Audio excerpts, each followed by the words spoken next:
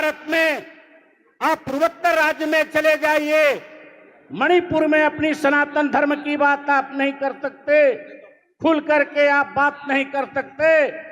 जो फादर और चादर वाले जो देश के कोने कोने में जिन्होंने अपना आतंक का साम्राज्य फैला दिया है, केवल 2024 के चुनाव में थोड़ी सी आपके मत का प्रयोग कम हुआ तो ये जिहादी जगह जगह आपके दुर्गा पूजा नवरात्र पर्वों पर आक्रमण करने लगे थे। इसलिए हमें उस बात को भी ध्यान रखना चाहिए कि देश में हमारे जो सनातन धर्मावलंबी जो हमारे लोग हैं, जब हम दो लोगों को राशन, हमारे यहाँ संविधान की बात करके कि केवल 2 बच्चे होगा वही चुनाव लड़ेगा। देश जब संविधान की बात आती है, जब उनकी जनसंख्या देश के ऊपर, जब जहां जहां जनसंख्या असंतुलन हुआ है वहां वहां संविधान आपके कूड़े में फेंका हुआ है, कोई संविधान नहीं। भारत स्वतंत्र हुआ, भारत स्वतंत्र होने के बाद जो आज संभल में देख रहे हैं, जो हमारे सनातन धर्मावलंबियों के मठ मंदिर हैं, वो तो अधिग्रहण कर लिए जाते हैं, उन पर जजिया कर जैसे टैक्स लगा दिए जाते हैं। जहां 8 रुपए से 10 रुपए बिजली का बिल है, आज उसी संभल में जहां 200 घरों के मस्जिद में उन्होंने पूरा बिजली का सब कुछ सेटअप फिट करके, जहां 1947 से ही ले लीजिए, उससे पूर्व भी जब हमारे नरसंहार हिंदुओं को कर करके संभल से हटा सकते हैं, आज वह हमारे सनातन धर्मावलंबी जो सरकार आई है, सनातन धर्म की सोच करने वाली सरकार है, तो आज हमारे वही उत्तर प्रदेश के पुलिस प्रशासन ऐसे दुष्ट आतंकवादियों को जा करके आज वहां घर घर से निकाल करके बिजली का बिल का जो चार्ज लिया जा रहा है, इसलिए जनसंख्या संतुलन पर भी हमें ध्यान देना होगा, तभी हमारा राष्ट्र सुरक्षित होगा। हम सबके विचारों को सुने हैं। रही कुंभ की बात, कुंभ के बाद का भी मैं वह समर्थन करना चाहता हूं जो अखाड़ा परिषद ने निर्णय लिया कि हमारे जिहादी, हमारे जो आते हैं आतंकवादी, जो मूत्र और प्रसाद में बाला तिरुपति जैसे ईसाइयों का जहां वर्चस्व रहा, वहां बाला तिरुपति के लड्डू में भी जब उन्होंने गाय के मांस की चर्बी को, घी को प्रयोग करके हमारे प्रसाद को भी अपवित्र कर रहे हैं, तो गंगा में भी जा करके गंगा में मलमूत्र का त्याग करेंगे। हमारे सनातन धर्मावलंबियों की बहन बेटियों के ऊपर कुदृष्टि रखेंगे, गलत वस्तुएं भी दे सकते हैं सरकार को बदनाम करने के लिए, क्योंकि ये बहुरूपीय घूम रहे हैं। किसी तरह से केंद्र सरकार और राज्य सरकार अस्थिरता पैदा हो, क्योंकि यह देश के दुश्मन हैं जो राष्ट्र को, भारत को, क्योंकि भारत ही एक ऐसा है जो सनातनी अपने जीवन यापन कर सकते हैं। शारदा पीठ पाकिस्तान में था महाराज श्री, क्या आज जो शारदा पीठ बचा है? नामो निशान नहीं बचा है। बांग्लादेश में हमारे जो स्थिति हो रही है वो दिन दूर नहीं, अगर हम सतर्क नहीं हुए। केवल हमें इस मंच से काम नहीं चलेगा, हमें गांव गांव में जो हमारी जमातें चलती थी, संतों की वो जमातें बंद हो गई है, उनके जमातें चालू है, वो उत्तर से पूर्व, दक्षिण से पश्चिम, हर जगह हुआ एक हैं। इसलिए हमें उनसे कुछ सीख भी लेनी चाहिए, जिस तरह से अधर्म को भी धर्म मान करके वह एकत्रित होते हैं। इसलिए हमारे सनातन धर्मावलंबी के सभी संतों को पूरे देश में पूर्व से पश्चिम अपनी बातों को रखने के लिए, अपने भाई बंधुओं के बीच में जाने के लिए हमें आवश्यकता है। इसी शब्दों के साथ वाणी को विराम। जय श्री राम। महाराज जी बस समय का ध्यान रखिए। आगे हमारे पास अभी 35 संत हो रहे हैं जी। वंदे महापुरुष के चरणारविंदम, सभी संत श्री चरणों में दास का बारंबार प्रणाम। मैं तो संजय जी पहली बार से ही आपको टोक रहा था कि यहाँ ये सत्संग नहीं है, जो सत्संग की तरह की चर्चाएं चल रही हैं। यहाँ केवल अपनी बात को प्रस्तुत करना है और 11 बिंदु जो दिए गए हैं केवल उन्हीं को केंद्रित करना है। तो हमारे पास में जो 11 बिंदु हैं उसमें से एक बिंदु मैं ले रहा हूँ, वो 8वें नंबर का है, जिसमें हमारी संस्कार, संस्कृति और शकूल जिन्हें रखा गया है। संस्कार, संस्कृति और स्कूल। जहां संस्कार है, आज हमारे यहाँ शिक्षा का स्तर तो बढ़ रहा है, लेकिन संस्कारों का मूल्यांकन घटता जा रहा है। ये हमारी सबसे बड़ी चिंता का विषय है, पहला विषय। दूसरी बात, हमें जो सिखाया गया बाल्यावस्था से, गांधी जी के 3 बंदर थे और गांधी जी के 3 बंदरों में एक बुरा देखता नहीं था, एक बुरा सुनता नहीं था और एक बुरा कहता नहीं था। हमने भी इन 3 बंदरों को पढ़ा, लेकिन उन 3 बंदरों में जब हम संत की सानिध्यता में गए, गुरुदेव की सानिध्यता में गए, तो हमने विचार किया कि जो बंदर बुरा देखता नहीं है वो बुरा सुनता भी है और बुरा बोलता भी है। इस बात पर किसी ने चिंतन नहीं किया। जो बंदर बुरा देखता नहीं है वो बुरा सुनता भी है और बुरा कहता भी है। दूसरा बंदर जो बुरा सुनता नहीं था, लेकिन वो बुरा देखता भी है और बुरा बोलता भी है। तीसरा बंदर जो बुरा बोलता नहीं था, वो सुन भी रहा है और देख भी रहा है। यही स्थिति हमारी हो गई। हम गांधी जी के 3 बंदर बन गए। हमारे देश में हमारी संस्कृति को धीरे धीरे किस प्रकार से उसके मूल्यांकनों को घटाया गया। हमारे देश में, हमारे समाज में, हमारे यहां एक प्रचलन चला, जो महात्मा विदेश चला जाए वो बड़ा महात्मा, जिसका बच्चा विदेश चला जाए वो बहुत अच्छा है। भाई, तेरा बच्चा तो बड़ा अच्छा निकला, विदेश चला गया, लेकिन विदेश में जाकर क्या तुम्हारे संस्कार उसके साथ में थे? क्या तुम्हारे संस्कार, तुम्हारी संस्कृति, उसका ह्रास हुआ या नहीं हुआ? क्या आपने इस पर चिंतन किया? हमारे यहां जो लॉर्ड मैकाले की व्यवस्थाएं थी, जो उन्होंने हमारी शिक्षा की नीति बनाई, हमारे संविधान में उसी शिक्षा की नीति को रख दिया गया। क्या हमारे साथ में अनेकों बार अनर्थ नहीं हुआ? जो शिक्षा मंत्री बनाए गए वो क्या शिक्षा के योग्य थे? क्या उन्होंने कभी मंदिरों में जाकर, किसी अपने हमारे गुरुद्वारों में जाकर शिक्षा प्राप्त की? ऐसे व्यक्तियों को हमारा शिक्षा मंत्री बनाया गया जिन्हें शिक्षा का, संस्कार का कोई मतलब ही पता नहीं था। तो हमें इस बात का माननीय योगी जी से इस मंच के माध्यम से केवल यही अनुरोध करूंगा कि जो हमारा शिक्षा का स्तर है, देखो अभी एक घटना घटी थी शिक्षा के ऊपर, आपने उस पर शायद चिंतन नहीं किया। एक आदेश पारित हुआ था कि जो मदरसे हैं वो बंद नहीं होंगे, और बहुत लोग उस पर खुश हुए, लेकिन उसमें हबीस और दबीस की जो परिभाषाएं थी उस पर चिंतन नहीं किया। पहले क्या होता था कि मदरसे में पढ़ने वाला बच्चा वो क्या करता था, वो आईएएस की परीक्षा दे सकता था। लेकिन जब यहां पर ये संविधान में संशोधन किया गया, माननीय मुख्यमंत्री जी ने इस पर संज्ञान लिया, और जब वो कोर्ट में पेश किया गया तो कोर्ट ने कहा मदरसे तो बंद नहीं होंगे, लेकिन जो 12वीं की और जो बीए की शिक्षा की डिग्री मदरसे के द्वारा दी जाती है, अब वो वैलिड नहीं होगी। ये हमारे लिए बहुत बड़ी बात थी। ये योगी जी हैं जो काटते भी हैं और जड़ को खोदते भी हैं। जय हिंद, जय भारत। जय हो महाराज जी। महाराज जी, जी बस सभी से फिर मेरा अनुरोध रहेगा कि समय थोड़ा सा देखते रहेंगे। जी कृष्णं वंदे जगत गुरुम। परम पूज्य शंकराचार्य महाराज के श्री चरणों में कोटि कोटि दंडवत प्रणाम। समस्त संतों के श्री चरणों में, मेरे सम्मुख विराजमान समस्त संतों के श्री चरणों में कोटि कोटि प्रणाम। देखिए, सबसे बड़ी बात है नेटवर्क 10 के माध्यम से जो संत संसद का आयोजन दिसंबर में आयोजित हो रहा है। महाकुंभ से पहले महाकुंभ संगम प्रयागराज का दृश्य मुझे आज नोएडा में दिखाई दे रहा है।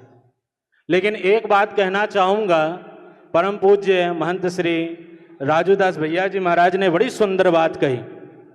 सांप के दांत में, बिच्छू के डंक में और इंसान के मन में जितना जहर भरा है, ध्यान रखना, भरोसा करिए तो सोच समझ करके करिए।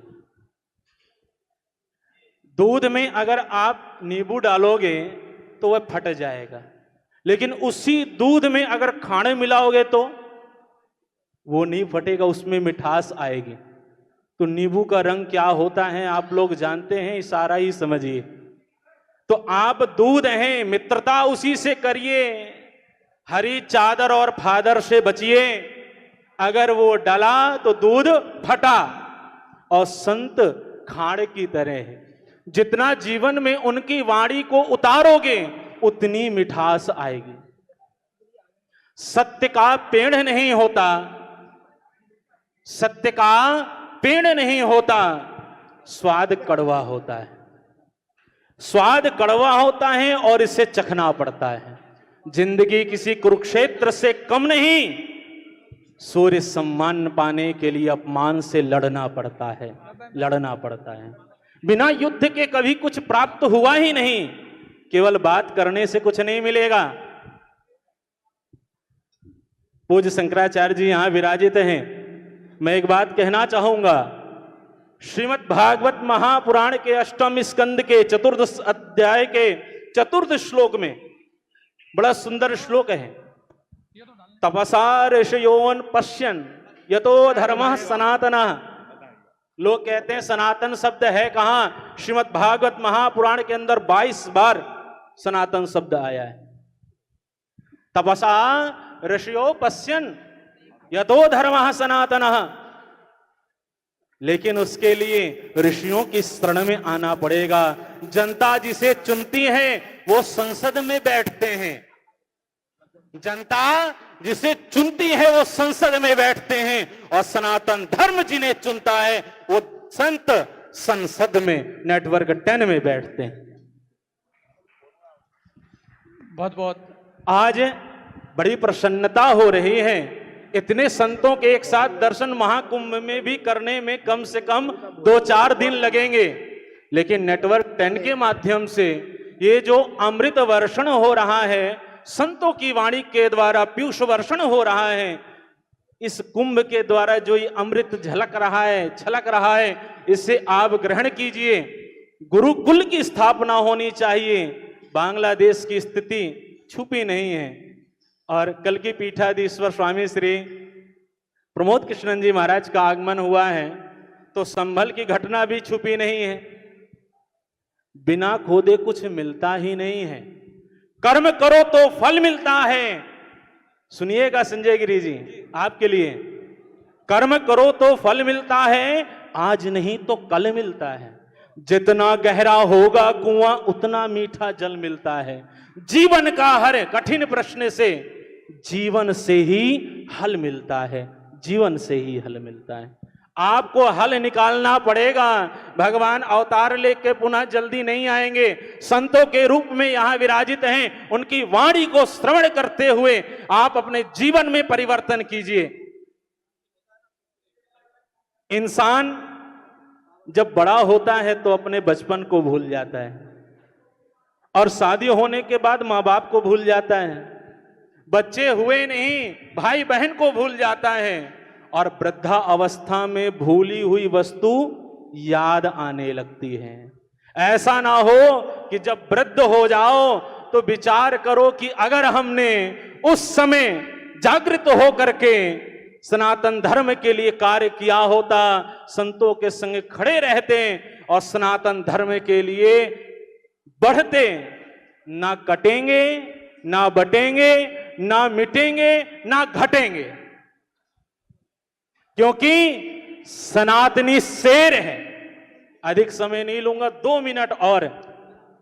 महाराज श्री एक गधा था, और वो गधा सूखी घास खा रहा था।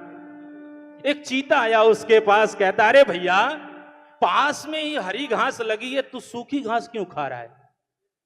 गधे ने कहा घास जो है हरी नहीं नीली होती है।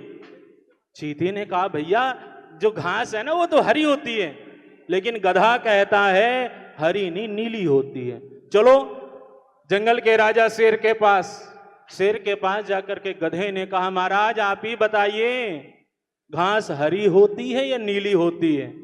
चीते ने कहा, महाराज आप ही बताइए, घास हरी होती है या नीली होती है? गधे ने पुनः कहा, महाराज घास तो नीली होती है। जंगल के शेर ने उस गधे को इनाम दिया, इशारा समझिएगा, जंगल के शेर ने उस गधे को इनाम दिया और चीते को 100 कोड़े मारे। जब गधा वहां से चला गया, चीता रोता रोता शेर से कहता है, आपको भी पता है कि घास हरी होती है, लेकिन आपने मुझे कोड़े क्यों मारे? तो शेर ने कहा, ध्यान रखना, मूर्खों के मुंह नहीं लगा करते, तुम चीते हो और मैं शेर हूं, इन गधों के मुंह नहीं लगा करते। तो आप शेर हैं, डरो मत, बोलने में भी और कार्य करने में भी विजय अवश्य प्राप्त होगी। सभी संतों के सिर चरणों में कोटि कोटि प्रणाम। नवल जी थोड़ा सा जल्दी 2 मिनट में। श्री वृंदावन बांके बिहारी लाल की जय। इस पावन भूमि को नमन करता हूँ। मुझ पे विराजमान परम आदरणीय परम पूजनीय शंकराचार्य जी के चरणों में नमन बंदन। मेरे परम आदरणीय परम पूजनीय गुरुदेव के चरणों में नमन बंदन करता हूँ। सम्मानीय मंच, सभी संतों को जय श्री राधे। नेटवर्क ने ये दिखा दिया है कुंभ से पहले कुंभ का आगाज क्या होता है। ये आज नोएडा से पूरा भारत, पूरा विश्व देखता है। पूरे भारत के यहाँ पर आज संत आए हुए हैं। मैं एक बात और बताता हूँ संजय जी, कि इस बार जो कुंभ है वो ये बता देगा पूरे विश्व को, ना जाति ना धर्म की बात होगी, एकता की बात होगी। सभी जाति के सभी लोग वहां पर होंगे। ये कुंभ छोटी मोटी बात नहीं, महाकुंभ हमारी प्रेमता का, एकता का संदेश होगा जो पूरा विश्व देखेगा। धन्य योगी जी, धन्य मोदी जी, जिन्होंने ये दिखा दिया। मैं एक बात और कहता हूं पूरे विश्व से, मेरे विश्व के सारे हिंदुओं एक हो जाओ। आप देखो बांग्लादेश में जो हो रहा है, अगर आप अब नहीं बोलेंगे तो फिर कब बोलेंगे? और हमारा जो भी भारत का बंदा जहां भी जाता है, जिस देश में जाता है, उस देश की तरक्की करता है। और कहीं का लोग यहाँ पर आके आतंकवाद फैलाते हैं। मेरे हिंदुओं, अब आपको ये सोचना पड़ेगा। देखिए संत भी अपने अपने मठ मंदिर से आपके लिए निकल चुके हैं।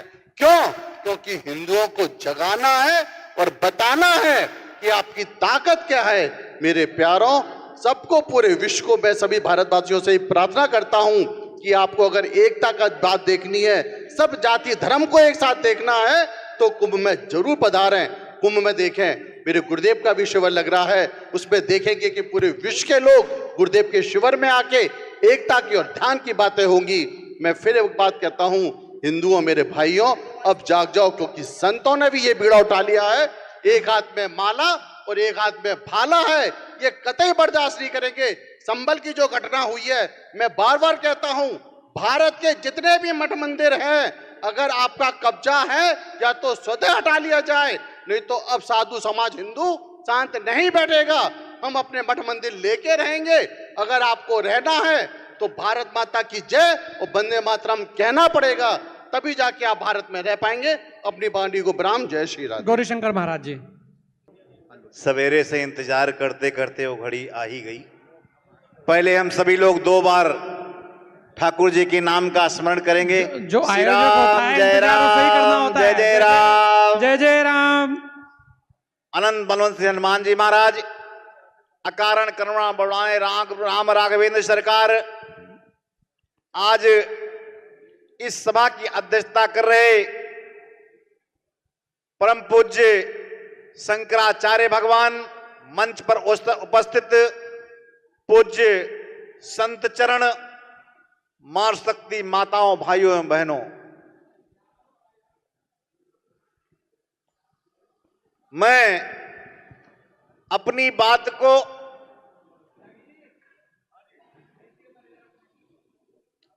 जो इसमें 11 बिंदु दिए गए हैं,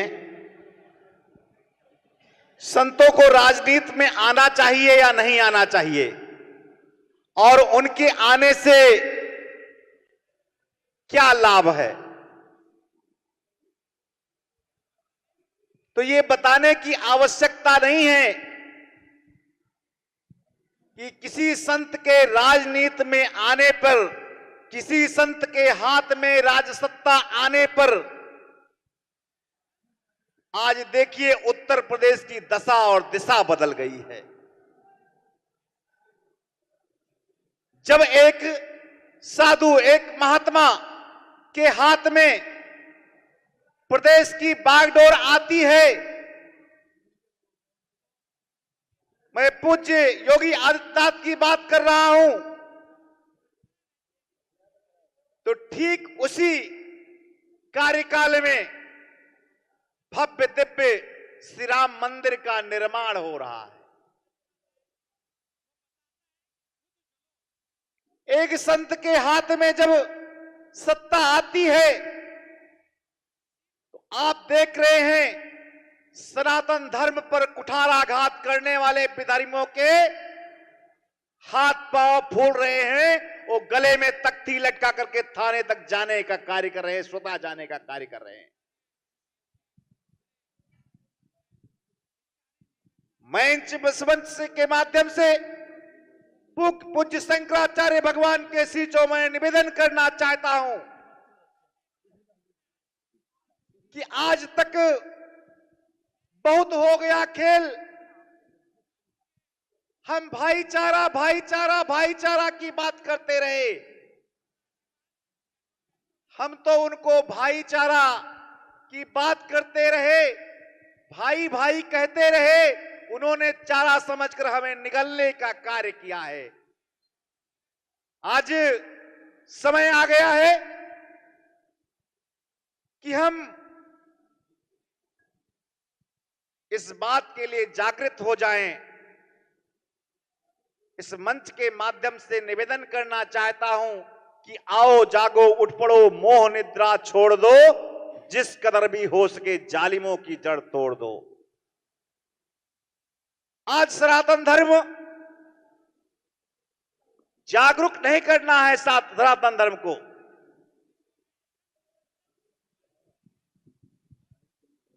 आज ऐसे हाथों में शासन सत्ता है, भारत की सत्ता है, उत्तर प्रदेश की सत्ता है कि आपको बताने की जरूरत नहीं है। आप स्वतः अनुभव कर रहे होंगे कि चाहे वो हिंदू हो, चाहे सनातन प्रेमी हो, जागृत हो चुका है। अब इन विधर्मियों से डरने की कोई जरूरत नहीं है। मैं पूज्य महाराज श्री के लिए निवेदन करना चाहता हूं, संजय जी, जो लोग हमारे सनातन धर्म पर कुठाराघात कर रहे थे, उनको मैं कहना चाहता हूं कि ऐ सनातन विधर्मियों, तुमको भुलाना पड़ गया, नक्श बाकी था वो भी मिटाना पड़ गया, तेरे इन गौरैयों के मुकाबिल बाज का बच्चा लाना ही पड़ गया। पूज्य योगी आदित्यनाथ जी, आज आप शतायु हो, दीर्घायु हो, और देखिए आने वाले 13 तारीख से कुंभ प्रारंभ हो रहा है,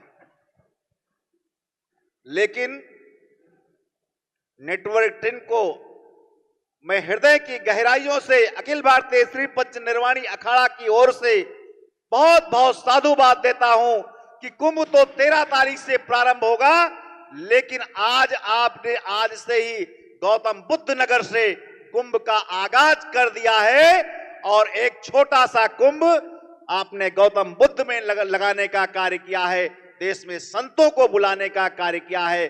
जो नेटवर्क 10 ने जो इस साहसी कदम उठाया है, मैं किसी चैनल की बुराई नहीं करता हूं, लेकिन शायद अन्य चैनलों ने हमारी भी 53 वर्ष की अवस्था हो गई, हमने न कभी देखा है न सुना है। आप बहुत बधाई के पात्र हैं, साधुवाद के पात्र हैं, और आप कुंभ में आइए। सुबह चर्चा हो रही थी, कुंभ में आइए, हम सभी संत जन आपका अभिवादन करेंगे, आपका स्वागत करेंगे, आपका खूब खूब सम्मान करेंगे। बहुत बहुत साधुवाद। जय श्री राम। बहुत बहुत धन्यवाद गुरुदेव। मैं जगजीत सिंह शास्त्री जी से भी कहूंगा कि वो भी, और समय थोड़ा सा। मैं महाराणा प्रताप की निर्वाण स्थली छावनी से आता हूं। मैं एक ही बात को ये कहता हूं कि बिना कुरुक्षेत्र के गीता का उपदेश नहीं मिल सकता और बिना हल्दी घाटी के महाराणा प्रताप का जन्म नहीं हो सकता।